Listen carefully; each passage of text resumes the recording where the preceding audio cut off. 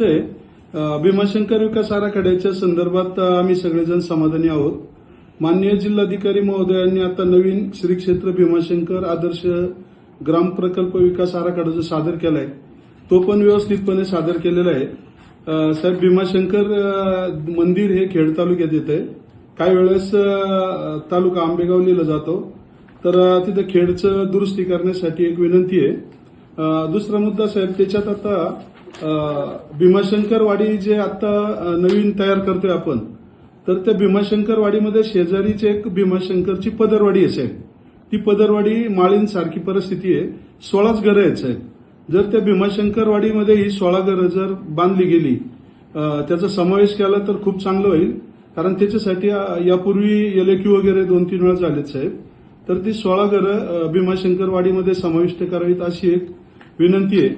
दुसरा मुद्दा साहेब, आता भीमाशंकरला येणारा खेड भीमाशंकर हायवे आता तो मंजूर झालाय, त्याचं टेंडर झालंय. ते लवकर होईल आता मी ऐकलं चालू. परंतु आता कलेक्टर साहेबांनी मुंबईकडून येणारे जे लोक आहेत, तळेगावकडून करंजवीर आणि करंजवीर येऊन पाईट वांद्रे, आपलं पाईट आंबोली, सातकरवाडी, कुडा ते शिरगाव, परंतु त्याला जे एक पॅरलल रोड आहे साहेब, त्याला जोडून गुगलवर तिकडून पण लोक जातात. तर त्या रस्त्याचं नाव साहेब हे करंजविरे, गडद, वांद्रे, आंबोली 21 किलोमीटर लांबी जर अजून ऍड केली आपलं मुख्यमंत्री महोदय, तर त्या ठिकाणचे स्थानिक पण अडचण दूर होईल. लोक गुगलने त्या दोन्ही रोडवरून जातात. तर तेवढी माझी एक विनंती आहे की 21 किलोमीटर लांबी अजून त्यामध्ये समाविष्ट करावी. आणि विदर्भ मराठवाडा नगर मार्गे आता कर्जत शिरूर रस्ता तर आपला तत्वता मान्यता साहेब दिली, त्याबद्दल आपले धन्यवाद. परंतु त्या लांबीमध्ये एक 10 किलोमीटरची लांबी पाबळ ते कनेरसर जर मजबूतीकरणासाठी याच्यात ऍड केलं साहेब, तर विदर्भ मराठवाडा नगर मार्गे शिरूर खेडला येणारे जे म्हणजे भीमाशंकरकडे जायला सोपं आहे साहेब. तर ती 10 किलोमीटरची लांबी मजबूतीकरणासाठी त्याच्यात समावेश करावा अशी 3 मागण्या आहेत साहेब. तर त्याचा विचार करावा, कारण मंदिर हे खेड आळंदी विधानसभा मतदारसंघाच्या कार्यक्षेत्रात येते साहेब. विनंती आहे. मला साहेबांनी काय निर्देश दिले मला कळाले नाही. सिंग साहेबांनी निर्देश काय दिले मला माहिती. आता बाबाजी काळेंनी जो मुद्दा सांगितला ना, मंदिर खेड तालुक्यात येत आहे, तर या त्यांच्या म्हणण्याशी मी पूर्ण सहमत आहे. फक्त आपण ज्या वेळेला लँड होतो तिथे पायऱ्या उतरतो, तर निम्म्या पायऱ्या ह्या आंबेगावमध्ये आहेत आणि फक्त मंदिर हे खेड तालुक्यात आहे. आणि आता आपण ह्या ज्या सगळ्या सुविधा करणार आहे त्या सगळ्या आंबेगाव तालुक्यात आहे. आजही रेशन, महसूल, ग्रामविकास, हेल्थ, पाणी पुरवठा, टँकर पुरवठा, बँक, या सगळ्या ज्या गोष्टी आहेत त्या सगळ्या आंबेगावमध्ये आहेत.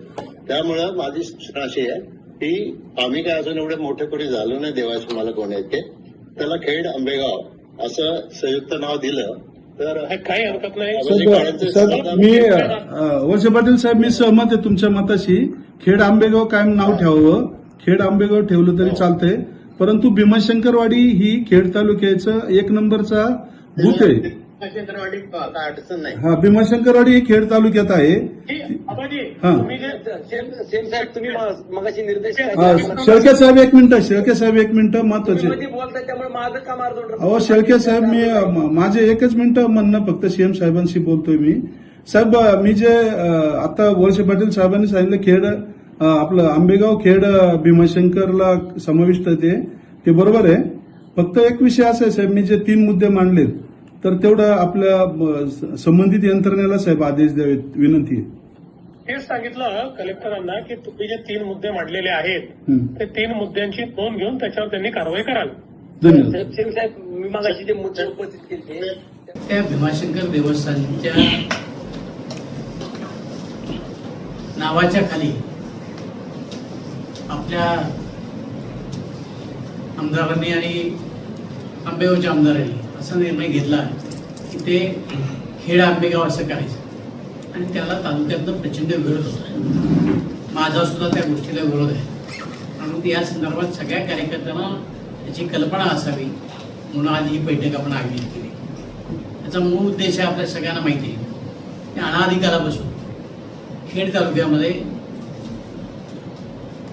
भीमाशंकर देवस्थान हे खेड तालुक्यातच त्याला रस्ता होता. त्याचा इतिहास कदाचित आपल्या काही लोकांना माहीत असेल ते सांगण्याचा परत प्रयत्न करतो. ज्या वेळेला त्रिपुरासूर नावाचा राक्षस मारला आणि त्यांनी सगळ्या साधू संतांना ऋषभमुनींना त्रास द्यायचं काम केलं, त्यावेळेला सगळ्या देवांनी म्हणजे कोटी ईश्वर हे मोरगिरी या ठिकाणी आले आणि त्या ठिकाणी लिंगाची स्थापना करून शंकराची आराधना केली आणि म्हणून त्याला कोटेश्वर मंदिर असं नाव मिळालेलं आहे. आणि त्या ठिकाणी शंकर प्रसन्न झाले आणि ते भीमाशंकरला प्रगट झाले आणि त्यांनी त्रिपुरासुराचा वध केला आणि म्हणून ते कोटेश्वर हे मंदिर आहे. त्या कोटेश्वराच्या शेजारी अनेक समाधी आहेत. जे घाट आहे तिथपासून पुढं सगळा रस्ता हा खेड तालुक्यातच होता. आपले लोक पूर्वी तिथनंच ये जा करत होते, पण कालाच्या ओघामध्ये तो घाट माथा असल्यामुळं त्या ठिकाणी रस्ता करणं अवघड होतं. दरम्यानच्या काळामध्ये तो फॉरेस्ट जे डिपार्टमेंट होतं त्याला वाईल्ड लाईफ हे तिथं जी एक खारीचा जो प्रकार आहे त्याला शेकरू म्हणतात, त्यामुळं त्या ठिकाणी त्या शेकरूमुळं त्या जंगलामध्ये इतरांना जायला बंदी घालण्यात आली आणि म्हणून तो रस्ता होऊ शकत नाही असं आपल्याला सांगितलं. पण तोपर्यंत कोथरूडच्या पुढपर्यंत म्हणजे भीमाशंकरपर्यंत अनेक मोऱ्या त्या रस्त्याच्या झालेल्या आहेत, पाईप टाकलेले आहेत, त्याची बांधकामं झालेली आहेत. तोपर्यंत काही अडचण नव्हती. पुढे जाताना वळसे पाटील आमदार झाल्यानंतर त्यांनी तो रस्ता आपल्या भीमाशंकरपर्यंत त्या बाजूने नेला आणि त्या पायऱ्या करून खाली तिकडनं लोक उतरायला लागले. आता ह्या सगळ्या गोष्टीचा त्यांनी प्रचंड फायदा उठवला आणि सगळी कामं ही आपल्या तालुक्यामध्ये करायचं ठरवलं. पूर्वीच्या काळामध्ये असाच ज्यावेळी वादाचा प्रसंग झाला तेव्हा नारायणरावची त्यांची शारीरिक चकमक सुद्धा झालेली आहे. त्यामुळं भीमाशंकर देवस्थान हे खेड तालुक्यात ते खेड तालुक्यात राहिलं पाहिजे.